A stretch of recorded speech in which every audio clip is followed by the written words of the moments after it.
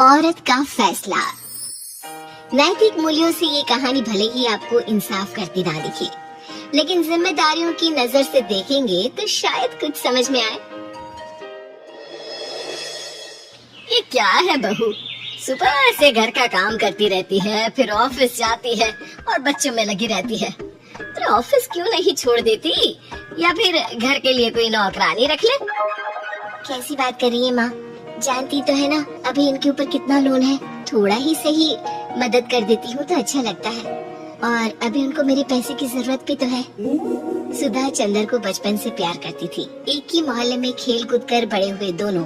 जहाँ सुधा संपन्न परिवार से थी, तो वहीं चंदर का परिवार आर्थिक परेशानियों से जूझता ही रहा। लेकिन सुधा की जिद के आगे किसी की नहीं चली। सुधा, कल ऑफिस जल्दी जाना है और 2 दिन के लिए गुजरात ऑफिस के काम से भी जाना होगा।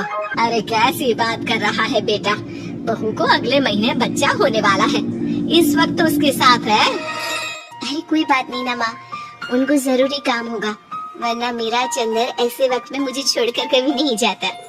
चंदर सुबह घर से निकलता तो आधी रात को घर में घुसता, वो भी शराब के नशे में। चंदर की माँ उसे खूब समझाती। अरे माँ, देख रही हो ना कितना कर्जा है सर पर, काम करना पड़ता है, दिन रात काम नहीं करूँगा तो घर कैसे चलेगा। अरे लेकिन बहू को भी तो देख लिया कर, इस हालत में भी घर का बाहर का सारा काम करती है। चंदर तो जैसे माँ की बात सुनकर भी अनसुना कर देता है। ऑफिस के बाद चंदर का फोन माँ के पास आता है। माँ, वो ऑफिस के काम से आज रात के लिए पास के शहर के ऑफिस जाना पड़ रहा है, कल सुबह आ जाऊंगा। सुधा रात को कमरे में सो रही होती है कि उसके पेट में दर्द होता है। सुधा चंदर को वीडियो कॉल करती है। इनको फोन कर लो, शायद कुछ आराम मिले। लेकिन 10 बार फोन करने पर भी वो सुधा का फोन नहीं उठाता। ऑफिस के काम से गए हैं, हो सकता है बिजी हो। कितनी मेहनत कर रहे हैं हम लोगों के लिए। सुधा सो तो जाती है, लेकिन अकेले उसे कमरे में डर लगता है। अगले रोज चंदर घर आता है, जहाँ सुधा ऑफिस जाने के लिए तैयार हो रही थी। तुम आज भी ऑफिस जाओगी? कल रात भर तो ड्यूटी की है, थक जाओगी, छुट्टी ले लो ना। अरे नहीं नहीं, कैसी बात कर रही हो, ये तो पॉसिबल ही नहीं है। अच्छा रुको, मैं जल्दी से तुम्हारा खाना और नाश्ता बना देती हूँ। बेचारी सुधा ऑफिस जाना छोड़कर लग जाती है पति के लिए खाना बनाने, उसके कपड़े प्रेस करने और जरूरत का सामान मुहैया कराने के लिए। हो सके तो रात की ड्यूटी मत लिया करो ना, मुझे बहुत डर लगता है। अरे यार क्या है, तुम तो ऐसे बिहेव कर रही हो कि तुम ही अकेली हो जिसे बच्चा होने वाला है। इतने लोगों के पति जो काम के सिलसिले में बाहर होते हैं, उनका क्या।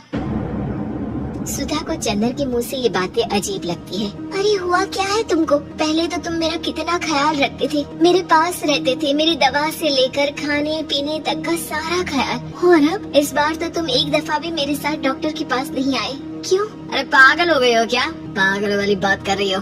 काम धंधा देखो या फिर तुम्हें लेकर टहलता फिरो। और मुझे इस शुक्रवार की रात को काम से निकलना है, सोमवार आऊंगा। सुधा को समझ में नहीं आता कि क्यों अचानक से चंदर को फील्ड का काम मिल गया है। लेकिन एक दिन, सुधा, मैं और चंदर जरा एक रिश्तेदार के घर जा रहे हैं, तुम भी तैयार हो जाओ, घर में अकेली कैसी रहोगी। अरे नहीं नहीं, इस हालत में इसे लेकर जाना ठीक नहीं है। अरे लेकिन मैं ऑफिस भी तो जाती हूँ, फिर घर में अकेले। चंदर उसकी कोई बात नहीं सुनता, वो सीधा कार निकाल कर माँ को लेकर चला जाता है। सुधा घर के काम में लग जाती है कि अचानक उसकी नजर चंदर के बैग पर पड़ती है, जिसमें एक कागज दिखाई देता है।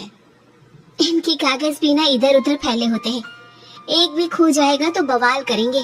लेकिन जैसे ही सुधा वो कागज खोलकर देखती है तो वो सदमे में आ जाती है। दरअसल वो कागज नहीं, बल्कि चंदर और उसके ऑफिस में काम करने वाली लड़की चांदनी की गोवा की टिकट होती है। सुधा चंदर के बैग को खोलकर देखती है तो उसे होटल के बिल से लेकर महंगे गिफ्ट्स और दूसरे शहरों के टिकट मिलते हैं। सुधा को समझते देर नहीं लगती कि उसका पति किसी और लड़की के साथ है। चंदर के आने पर सुधा उससे बात करती है। अरे नहीं नहीं, ऐसा कुछ नहीं है, तुमको गलत फहमी हो गई है।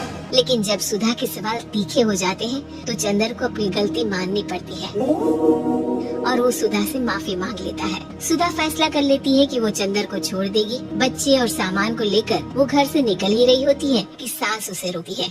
कहाँ जाएगी बेटा, रुक जा। चंदर को सुधा का जाना खल नहीं रहा था, वो झूठे मुंह भी उसे रोकने की कोशिश ही नहीं कर रहा था। सुधा चंदर को देखती है और मायके चली जाती है। मायके में माँ कहती है, अरे आज घर छोड़कर आ गई। कौन सा चंदर तुझे छोड़ रहा था? माफी तो मांग ली थी ना। देखो बेटा, बेटी डोली में जाती है और अर्थी में ही निकलती है। पर पापा, मेरा आत्मसम्मान, उसका क्या? आपने मुझे पढ़ाया लिखाया है, इस लायक बनाया कि मैं खुद का खर्चा उठा सकूं, बेटी को पढ़ा सकूं, एक अच्छा जीवन पाऊं। अरे लेकिन पति की जरूरत तो होती है ना सुधा दीदी, और अगर आपको नहीं है तो इस बच्ची का सोचो जो अपने पिता से इस कदर जुड़ी है। आने वाले बच्चे की सोचो जिसके आने से पहले ही आपने पिता का प्यार से दूर करने की सोच ली। सुधा फोन देखती है लेकिन चंदर का कोई कॉल नहीं होता। वो समझ नहीं पाती कि अपने आत्म सम्मान के बारे में सोचे या बच्चों के बारे में। मम्मी, हम नाना नानी के घर से दादी और पापा के पास कब जाएंगे?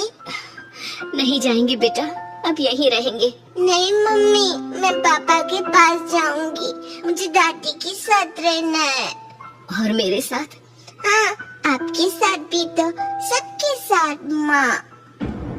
देखो सुधा दीदी, आपके सर पर पिता का साया होना जरूरी होता है।